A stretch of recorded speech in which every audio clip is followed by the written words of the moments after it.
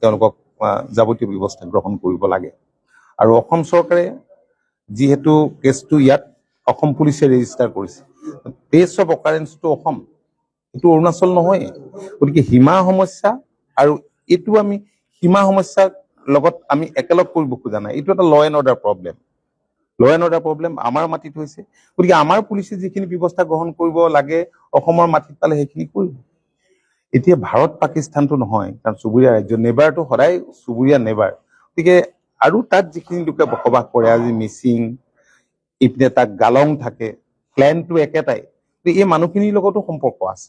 আজি আমি TMPKৰ লগত আলোচনা কৰাৰ পাছত TMPK কৈছে যে আমাৰ যিবিলাক গালঙৰ তাত লোক আছে, বেলেগ বেলেগ মঞ্চ আছে, সেই মঞ্চৰ কমিটি যিসকল বিষয়ববীয়া আছে তেওঁলোকৰ লগতো ছ'চিয়েল অৰ্গেনাইজেশ্যনৰ আলাপ আলোচনা কৰিব। সেইটো খুব ভাল কথা। আমি চুবুৰীয়া ৰাজ্যসমূহৰ লগত আলাপ আলোচনাৰ মাজেৰে সমাধান কৰিব লাগিব এই বিষয়টো। আমাৰ নিজৰ সমস্যা আৰু কংগ্ৰেছে সৃষ্টি কৰা সমস্যা, কংগ্ৰেছে ৰাজ্য সৃষ্টি কৰোঁতে যদি ওৱান্স ফৰ অল সমস্যাটো সীমাটো ঠিক কৰি দিলেহেঁতেন, আজি যিবোৰ সমস্যাৰ আমি মুখামুখি হৈছোঁ এইবোৰ নহ'লহেঁতেন। আজি এনেবোৰ সমস্যাৰ কাৰণে সীমান্তত বিভিন্ন সময়ত বেলেগ বেলেগ ঘটনা সংঘটিত হয় আৰু ডেভেলপমেণ্টটো ৰখি গৈছে। আমি উন্নয়ন বিচাৰোঁ, প্ৰগতি বিচাৰোঁ।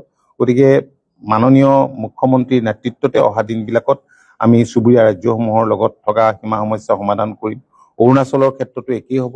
মাননীয় গৃহমন্ত্ৰীও এই বিষয়টোক লৈ উদ্বিগ্ন, কাৰণ গৃহমন্ত্ৰীৰ উপস্থিতিতেই MOU চাইন হৈছে, দুয়োখন ৰাজ্যৰ মুখ্যমন্ত্ৰীৰ উপস্থিতিত MOU চাইন হৈছে। গতিকে বাকী যি 52টা তেনেধৰণৰ ৰিজল্ভ নোহোৱা ইছ্যু আছে, আমি সেইবিলাক ৰিজল্ভ কৰিবলৈ আমি আগবাঢ়ি গৈ থাকিম। আপোনাৰ আলোচনাৰ পূৰ্বে লিকাবালিত পুনৰ উত্তপ্ত পৰিৱেশ এটা হয়, সেই বিষয়েও আমি অৱগত হৈছোঁ। যিহেতু আমাৰ অসম আৰক্ষীৰ DIG আৰু SSPও আজি ইয়াত উপস্থিত আছিল, জিলা আয়ুক্তও আছিল।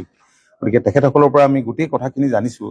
মানে যেতিয়া মানুহৰ যেতিয়া এনেবোৰ ঘটনা হয়, তেতিয়া আমি দুই পক্ষই যদি সংযত নহওঁ আৰু ইয়াৰ ফলত আৰু বেলেগ ধৰণৰ ডাঙৰ ঘটনা সংঘটিত হ'ব পাৰে, এস্কেলেট হ'ব পাৰে। আজি ধৰক অৰ্থনৈতিক অৱৰোধ দিছোঁ, আমি তেওঁলোকক অহা বাধা কৰিছোঁ, তাতো আমাৰ মানুহ থাকে, তেওঁলোকেও আকৌ কোনোবা, কাৰণ দুষ্কৃতিকাৰীটো আছে, মিছক্ৰিয়েণ্ট কিছুমান থাকে।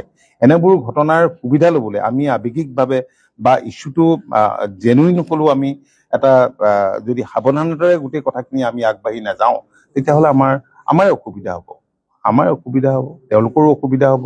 গতিকে সেইটো আমি নিবিচাৰোঁ। সকলো সংগঠনে এই আমাৰ সৈতে একমত প্ৰকাশ কৰিছে, কিছু ছাজেশ্যনো দিছে। তেওঁলোকে আজি টাই আহোম ছাত্ৰ সন্থা ঐক্য মঞ্চই যিখিনি দাবী জনাইছে সেইখিনি আমি মুখ্যমন্ত্ৰীক আমি দিম, আৰু যিখিনি আমি কৰিব পাৰোঁ সেইখিনি কথাটো আমি কৈ দিছোঁ। বহুত নতুন দাবী নহয়, সেইখিনি আমি ভবা কথাখিনিকে কৈছে।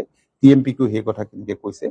আজি এই আলোচনাত যথেষ্টখিনি মই ভাবোঁ যে অলপ পজিটিভ চিন্তাৰ চৰ্চা মানুহৰ মনত দেখিছোঁ। ইয়াত স্থানীয় বিধায়ক CC বৰগাঁও সমষ্টিৰ জীৱন গগৈ আছিল, আৰু মিচিং অট'নমাছ কাউন্সিলৰ CEM পৰমানন্দ চাৰিঙীয়া ডাঙৰীয়াও আছিল, চেয়াৰমেন গৰাকীও আছিল অট'নমাছ কাউন্সিলৰ।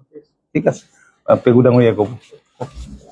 যিকোনো খবৰৰ বাবে যোগাযোগ কৰক 9181307221 আমাৰ এই নম্বৰত।